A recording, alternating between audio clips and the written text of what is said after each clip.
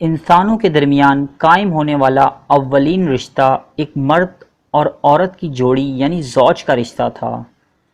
مرد اور عورت کے اس تعلق کے لیے قرآن پاک نے لباس کی مثال بھی بیان فرمائی ہے۔ وہ تمہارے لیے اور تم ان کے لیے لباس ہو۔ لباس جسم کو سردی گرمی سے تحفظ فراہم کرتا ہے، جسم کے عیب کو چھپاتا ہے، اور اچھا لباس آدمی کی شخصیت کو حسین اور دلکش بنا دیتا ہے۔ اسی طرح میاں بیوی کو بھی ایک دوسرے کے تحفظ کا ضامن بنتے ہوئے آپس کے عیبوں اور خامیوں پر پردہ ڈالنا چاہیے۔ میاں بیوی کو ایک دوسرے کے ساتھ اچھی طرح پیش آنا چاہیے، ایک دوسرے کو عزت و احترام اور تحفظ کا احساس دینا چاہیے۔ شوہر اور بیوی کا رشتہ محبت اور احترام پر مبنی ہو تو یہ بہت مضبوط تعلق ہوتا ہے، لیکن بعض امور ایسے ہیں جن کی وجہ سے یہ رشتہ کمزور پڑ سکتا ہے یا پھر اس کا حسن کھو جاتا ہے۔ مختصراً یہ کہ گھریلو مسائل میں کہیں شوہر لاپرواہ اور غیر ذمہ دار ہوتا ہے تو کہیں عورت کی بڑھتی ہوئی خواہش سسرال میں یا سماج میں بے جا مقابلہ بازی، جذبہ رقابت وغیرہ گھریلو ماحول کو خراب کرتے ہیں۔ اگر آپ اپنی زندگی میں کسی مسئلے کا شکار ہیں اور اس پر روحانی مشورہ چاہتے ہیں تو آپ ہمارے فیس بک پیج پر ہمیں میسج میں اپنا مسئلہ بیان کر سکتے ہیں، جو کہ کانفیڈینشیل رہے گا۔ ہمارے فیس بک پیج کا لنک آپ ڈسکرپشن میں ملاحظہ کر سکتے ہیں۔ ازدواجی زندگی کے چند مسائل کے لیے ہم یہاں دعائیں تحریر کر رہے ہیں۔ شوہر محبت نہیں کرتے، توجہ نہیں دیتے۔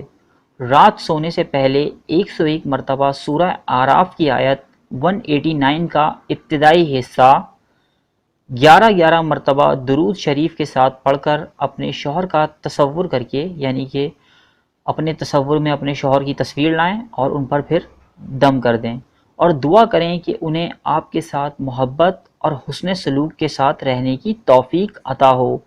یہ عمل کم از کم 40 روز تک جاری رکھیں۔ چلتے پھرتے وضو بے وضو کثرت سے اسماء الہی یا ودود کا ورد کرتی رہیں۔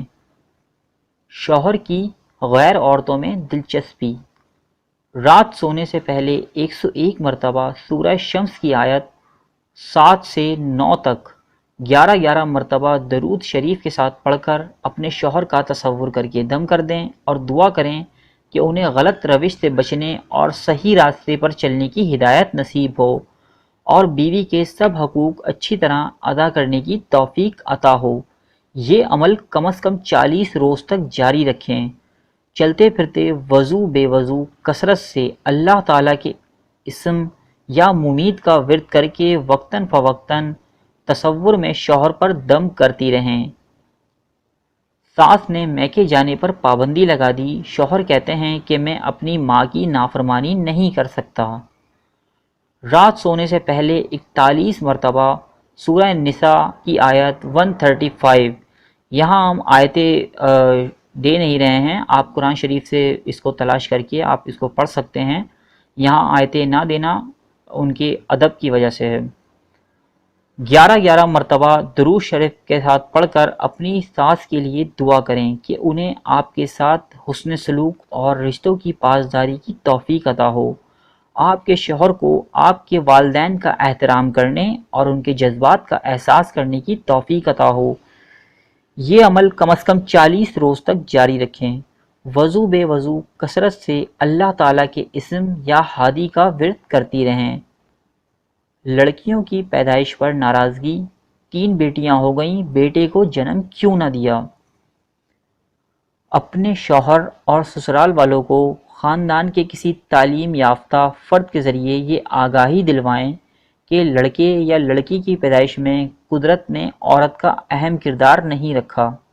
حمل قرار پاتے وقت بچے کی جنس کا تعین مرد کی جانب سے بیضہ کو ملنے والے کروموسوم پر ہوتا ہے۔ اگر کسی جوڑے کے ہاں لڑکیاں ہی لڑکیاں پیدا ہوتی ہیں تو ایسے مرد کے ایکس کروموسوم کی وجہ سے ہوتا ہے۔ حمل قرار پاتے وقت مرد کی جانب سے وائی کروموسوم بیضہ سے ملے گا تو ہی بیٹا پیدا ہوتا ہے۔